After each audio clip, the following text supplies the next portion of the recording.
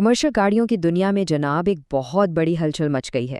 Japan کے دو سب سے بڑے نام ہینو اور میتسوبیشی فوسو اب ایک ہو چکے ہیں، اور ان کے ملنے سے ایک نیا دیو پیدا ہوا ہے جس کا نام ہے آرکیون گروپ۔ تو آئیے ذرا گہرائی میں جا کر دیکھتے ہیں کہ یہ زبردست انضمام انڈسٹری کی شکل کیسے بدلنے والا ہے۔ اچھا، تو جب اتنے بڑے دو نام ایک ہو رہے ہیں تو پہلا سوال ذہن میں یہی آتا ہے کہ بھائی اس کا مطلب کیا ہے؟ عالمی مارکیٹ پر اس کا کیا اثر ہوگا، اور خاص طور پر پاکستان کی سڑکوں پر دوڑنے والے ٹرکوں کے لیے اس کے کیا معنی ہیں؟ تو اس بڑی کہانی کے جو دو مرکزی کردار ہیں وہ ہیں ہینو موٹرز اور میتسوبیشی فوسو۔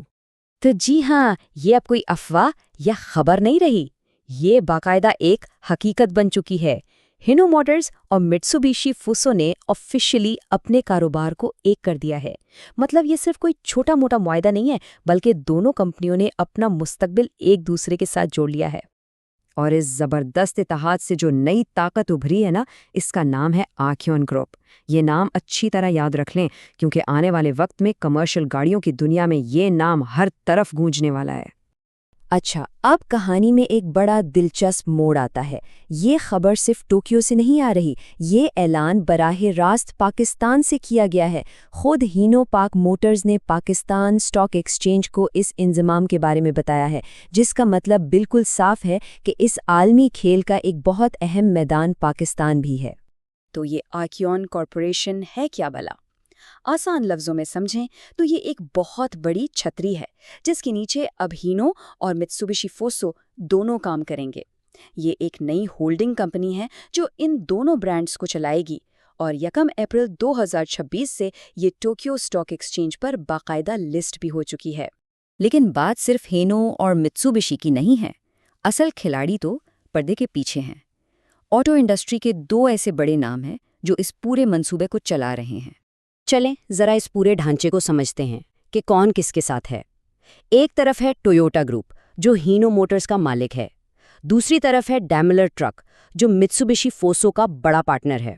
تو اب ہو یہ رہا ہے کہ ٹویوٹا اور ڈیملر دونوں مل کر اپنی ان کمپنیوں کو یعنی ہینو اور میتسوبیشی کو اکٹھا کر کے آرکیون گروپ بنا رہے ہیں، یعنی جاپانی اور جرمن انجینئرنگ کا ایک زبردست امتزاج۔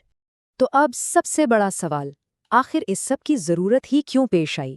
وہ کون سا بڑا مقصد ہے جس کے لیے یہ دونوں دیو ایک ساتھ آئے ہیں؟ دیکھیں، مقاصد بالکل واضح ہیں، یعنی دونوں کمپنیوں کی جو اپنی اپنی طاقتیں ہیں انہیں ملایا جائے، جیسے ہینو کی پروڈکشن اور میتسوبیشی کا سیلز نیٹ ورک۔ ڈیولپمنٹ سے لے کر پرزے خریدنے تک ہر چیز کو ایک ساتھ کیا جائے تاکہ خرچہ کم ہو اور کام تیز ہو۔ اور سب سے بڑھ کر ٹویوٹا اور ڈیملر ٹرک کے عالمی تجربے اور وسائل سے پورا فائدہ اٹھایا جائے۔ اور اگر پورے اعلان کا نچوڑ نکالا جائے نا تو وہ ان 3 چیزوں میں ہے: ڈیولپمنٹ، خریداری اور پیداوار کو بہتر بنانا۔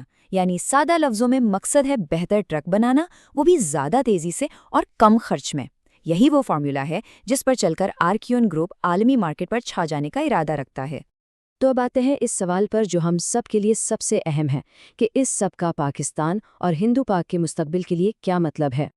یاد رہے یہ بات بہت اہم ہے کہ یہ اعلان خود ہینو پاک موٹرز نے پاکستان میں کیا ہے۔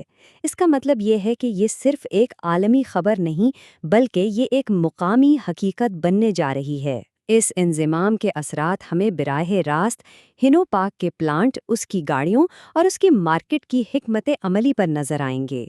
تو آخری سوال یہی رہ جاتا ہے کہ آرکیون گروپ کی آمد سے پاکستان کی کمرشل گاڑیوں کی مارکیٹ کا نقشہ کیسے بدلے گا؟